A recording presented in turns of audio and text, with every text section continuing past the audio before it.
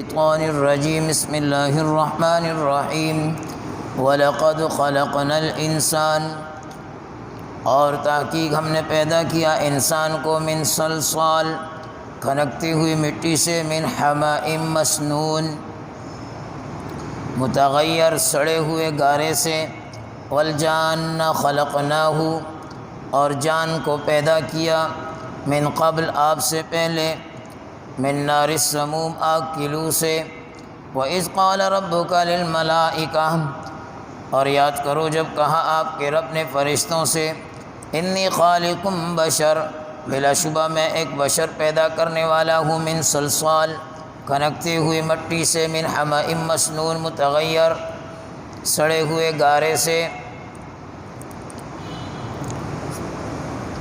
فَإِذَا سَوَّيْتُهُ، پس جب برابر ہو گیا، وَنَفَخْتُ فِيهِ مِن رُوحِي، اور پھونک دیا اس میں اپنے روح کو یعنی امر کو، فَقَعُوا لَهُ سَاجِدِينَ، پس گر پڑو اس کے سامنے سب سجدے میں، فَسَجَدَ الْمَلَائِكَةُ، پس سجدہ کیا فرشتوں نے، كُلُّهُمْ اجمعون، سب کے سب نے، الا ابلیس، سوائے ابلیس کے، ابا ان یکون مع الساجدین، یہ کہ نہیں تھا وہ سجدہ کرنے والوں کے ساتھ۔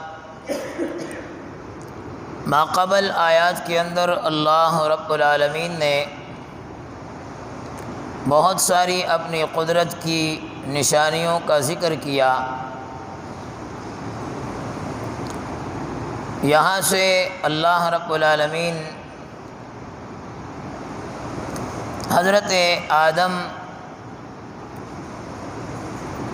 بنی آدم کی تخلیق کا تذکرہ فرما رہے ہیں۔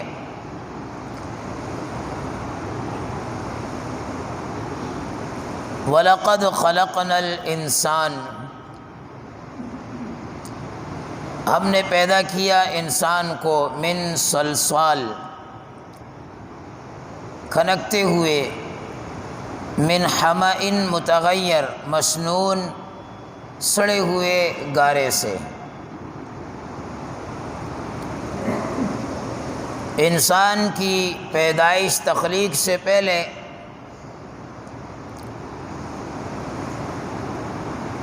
کچھ 2000 سال تک زمین پر جنات آباد تھے،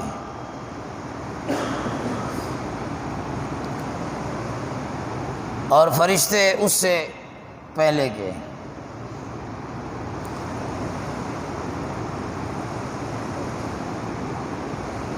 اور انہوں نے خوب خون ریزی کی اور اپنے بادشاہ کو، جس کا نام یوسف تھا، قتل کر ڈالا۔ کہتے ہیں کہ یہ ان کا پیغمبر بھی تھا۔ پھر اللہ رب العالمین نے حضرت انسان کی تخلیق کے متعلق ارشاد فرمایا، انسان مٹی سے بنا، تراب کہتے ہیں، تراب سے بنا۔ جب اس میں پانی ڈال دیا جائے اسے طین کہتے ہیں۔ پہلے تراب، پانی ڈالا تو طین ہو گیا، طین لازب، پھر چمک آ گئی اس میں۔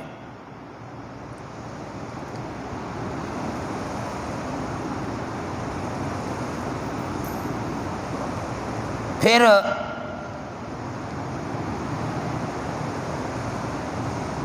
من صلصال من حماء مسنون، اس کو جب چھوڑ دیا، مکس کیا آپس میں، تو کیچڑ کی طرح گارا بن گیا، اور پھر جب وہ خشک ہو گیا تو اس میں سے ٹھیکری کی طرح آواز آنے لگی، خلق الانسان من صلصال کالفخار، ٹھیکری کی طرح، تو وہ صلصال ہو گیا۔ اور اگلی آیت میں ذکر کیا، والجان خلقناہ، جان کو ہم نے، جان یہ جنوں کا باپ، فرمایا اس کو ہم نے تم سے پہلے پیدا کیا من نار السموم، آگ کی لو سے۔ انسان کی تخلیق مٹی کے ساتھ، اور جن کو اللہ نے آگ سے پیدا کیا۔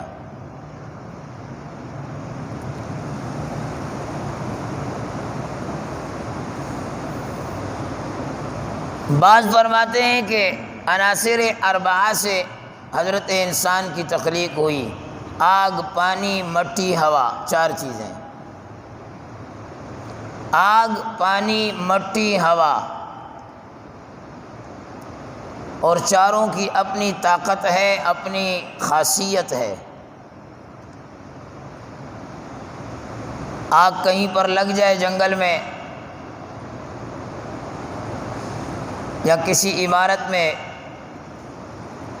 انسان قابو پاتے پاتے بھی، کئی سارے ایسے ممالک ہیں کئی مہینے تک آگ وہاں جلتی رہی جنگل میں، بجھاتے رہے بجھ نہیں رہی تھی۔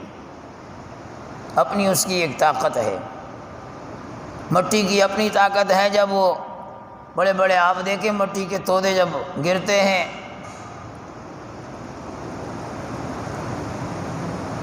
پورے علاقوں کا نام و نشان غائب ہو جاتا ہے۔ ہوا کی اپنی طاقت ہے، جب وہ چلتی ہے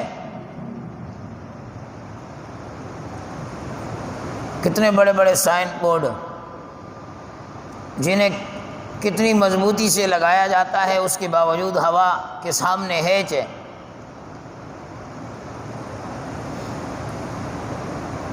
اور پانی، اس کی اپنی طاقت ہے، وہ جب آتا ہے طوفان کی صورت میں، سیلاب کی صورت میں، علاقوں کے علاقے، بستیوں کی بستیاں اجاڑتا ہوا چلا جاتا ہے۔ تو چاروں کی اپنی طاقت ہے، لیکن کبھی کبھار انسان ذرا غور کرے کہ اللہ کا نام اذان میں 4 مرتبہ آتا ہے۔ ابتدا میں مؤذن کہتا ہے اللہ اکبر، اللہ سب سے بڑا، اللہ اکبر، اللہ اکبر، اللہ اکبر۔ اللہ سب سے بڑا ہے، آگ کی طاقت کچھ نہیں اس کے سامنے۔ اللہ اکبر، اللہ سب سے بڑا ہے، مٹی کی طاقت کچھ بھی نہیں اس کے سامنے۔ اللہ اکبر، اللہ سب سے بڑا ہے، ہوا کی طاقت کچھ بھی نہیں اس کے سامنے۔ اللہ اکبر، اللہ سب سے بڑا ہے، پانی کی طاقت کچھ بھی نہیں اس کے سامنے۔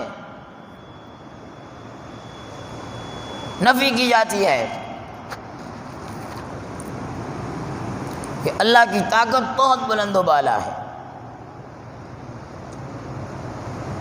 مجھ اور آپ کی تخلیق اللہ نے مٹی سے کی ہے، اور مٹی سے تخلیق یہ عیب نہیں ہے،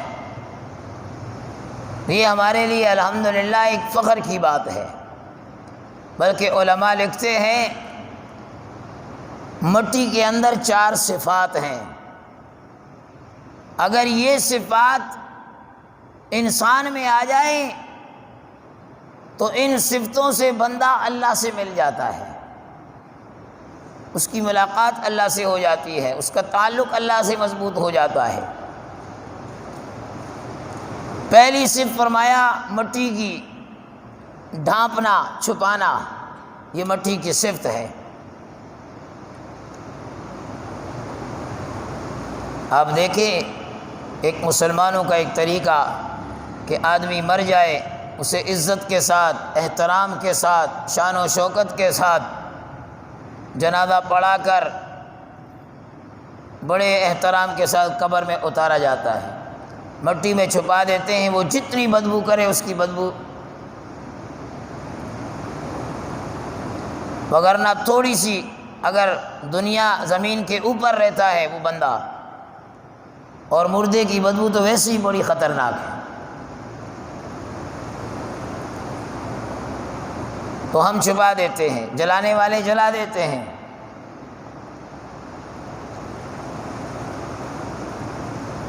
تو مٹی کی صفت ہے چھپانا، ڈھانپنا۔ تو فرمایا انسان کو بھی یہ صفت اپنے اندر پیدا کرنی چاہیے۔ کہ وہ دوسروں کے عیبوں کو چھپائے، دوسروں کے عیبوں کو چھپائے۔ جناب نبی کریم صلی اللہ علیہ وسلم کی خدمت میں ایک شخص آیا، یہودی تھا، اور آپ علیہ الصلوۃ والسلام سے کہا کہ آپ کا مہمان ہوں۔ فرمایا ٹھیک ہے۔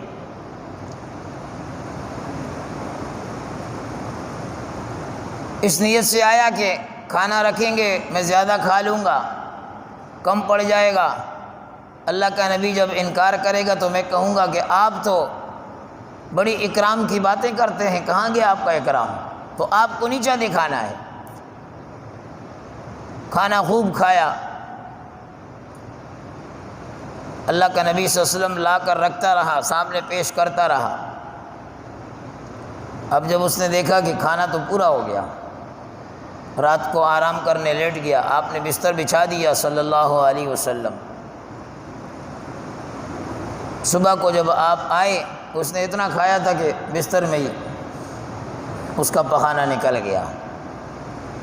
اب صبح اندھیرے میں ہی وہ وہاں سے بھاگ کھڑا ہوا کہ تو بڑی شرم کی بات ہے۔ آپ علیہ السلام آئے تو دیکھا بدبو ہے اور اس کے بستر پر پخانہ۔ آپ نے کسی کو بھی ذکر نہیں کیا اور خود ہی پانی لیا، نہ باندی کو، غلام کو، کسی کو بلایا، نہ اپنے کسی چاہنے والے کو، بلکہ خود ہی آپ صفائی کرنے۔ اب وہ جب وہاں گیا تو اسے یاد آیا کہ میری جیب کی کچھ چیزیں یا میری چادر وہاں واپس رہ گئی ہے، تو اس کو لینے کے لیے واپس پلٹا۔ جب آ کر دیکھا تو اللہ کا نبی صلی اللہ علیہ وسلم اپنے ہاتھ مبارک سے وہ بستر دھو رہے ہیں، صاف کر رہے ہیں۔ تو اس نے کہا میری چیزیں رہ گئی ہیں۔ آپ علیہ السلام نے فرمایا یہ لو۔ جب وہ جانے کے لیے پلٹا تو اس نے کہا کہ آپ خود ہی دھو رہے ہیں؟ تو اللہ کے نبی صلی اللہ علیہ وسلم نے فرمایا ہاں، اگر کسی اور کو پتہ چلتا تو بری بات ہوتی، کسی اور کو میں بلاتا دھونے کے لیے تو اسے تمہارے اس عیب کا پتہ چل جاتا، اس لیے میں نے خود ہی دھونا پسند کیا۔ اس نے کہا جس اسلام میں دوسرے کے عیبوں کو چھپانے کے لیے اللہ کا نبی صلی اللہ علیہ وسلم خود بنفس نفیس اپنے ہاتھ سے ایک کافر کا پخانہ صاف کر رہا ہے، تو اس اسلام کی کیا بات ہوگی؟ فرمایا اے اللہ کے نبی بستر بعد میں صاف کیجئے، پہلے میرا کفر صاف کیجئے، مجھے اسلام میں داخل کیجئے۔ تو چھپانا دوسرے کے عیبوں کو، آج ہمیں کسی کی ایک بات مل جائے یا کوئی ناراضگی ہو جائے تو اس کی اچھائیوں کو بھی برائیوں کے ضمن میں پیش کرتے ہیں۔ دوسری صفت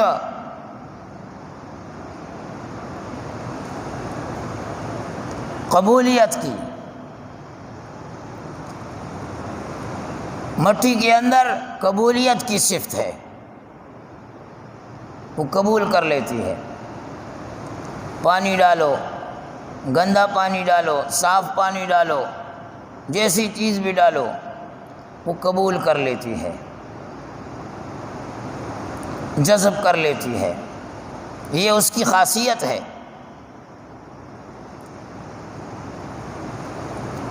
حضرت شیخ سعدی رحمۃ اللہ تعالی علیہ فرماتے ہیں کہ میں ایک حمام میں گیا،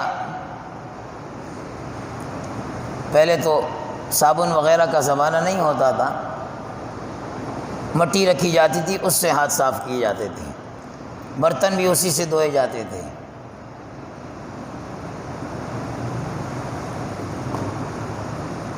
کہا میں نے مٹی اٹھائی تو دیکھا مٹی سے خوشبو آ رہی ہے۔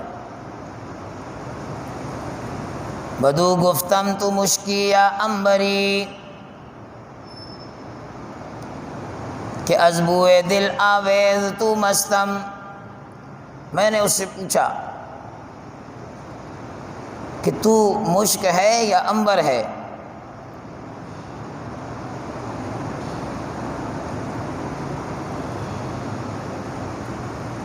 کہ تیری وجہ سے مستی آ گئی، بڑی زبردست خوشبو آ رہی ہے۔ بگفتہ من گلے ناچیز بودم ولیکن مدت با گل نشستم۔ مٹی نے کہا کہ میں ناچیز ہوں تو مٹی ہی، لیکن ایک پھول میرے اوپر آ کر گر گیا تھا،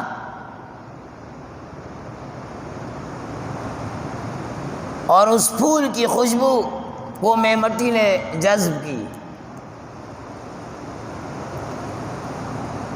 وہ پھول کچھ میرے اوپر پڑا رہا۔ جمال ہم نشی در من اثر کرد وگرنہ من ہما خاکم کے ہستم۔ تو اس پھول کے جمال کا اثر یہ میں نے اس سے جذب کیا، قبول کیا، اور مجھ میں اس کی وہ خوشبو آ گئی، وگرنہ میں تو مٹی ہوں، میری تو کوئی حیثیت نہیں۔ تو قبولیت کا مادہ آج یہ مادہ بھی ہمارے اندر سے نکل گیا، بہت کم پڑ گیا۔ شوہر بیوی کو کوئی بات کر دے کہ بھئی یہ بات ہے، اس نے قبول کرنا نہیں ہے، بچوں کی خیر نہیں ہے، ادھر بھی گزرے گی بچے کو ٹھپ مارے گی، ادھر بھی گزرے گی بچے کو ٹھپ مارے گی، شوہر نے بات کہی ہے۔ بیوی نے اگر کوئی بات کر دی شوہر کو کہ بھئی یہ کام ایسا ہونا چاہیے،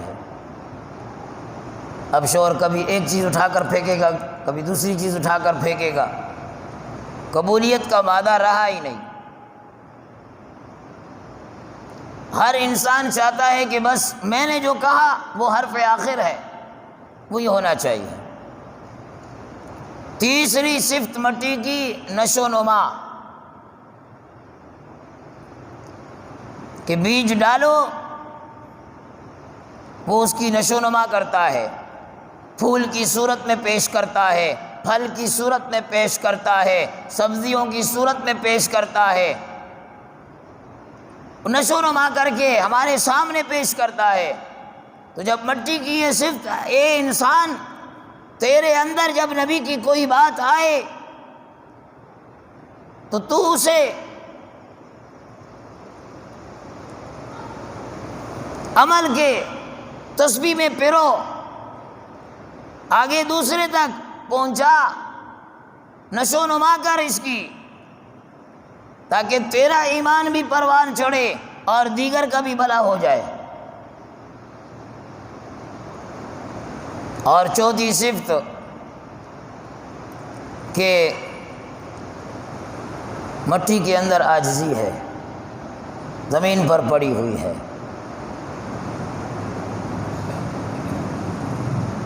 پیشاب بھی انسان کرتا ہے اس پر، پخانہ بھی کرتا ہے، پھر بھی اس کے باوجود اس کے اندر عاجزی ہے، وہ پھر بھی نعمتیں دے رہا ہے، پھل دے رہا ہے، پھول دے رہا ہے۔ گاؤں دیہات میں آپ دیکھیں جس کے کھیت ہوتے ہیں، اپنے کھیتوں میں وہ پیشاب پخانہ کر رہا ہوتا ہے، اس کے باوجود وہ کھیت اسے نعمتیں دے رہے ہیں۔ تو یہ چار صفت علماء نے ذکر کی، چھپانا، قبولیت، نشو نما، عاجزی۔ جب انسان کے اندر آ جائے تو یہ انسان اللہ سے مل جاتا ہے۔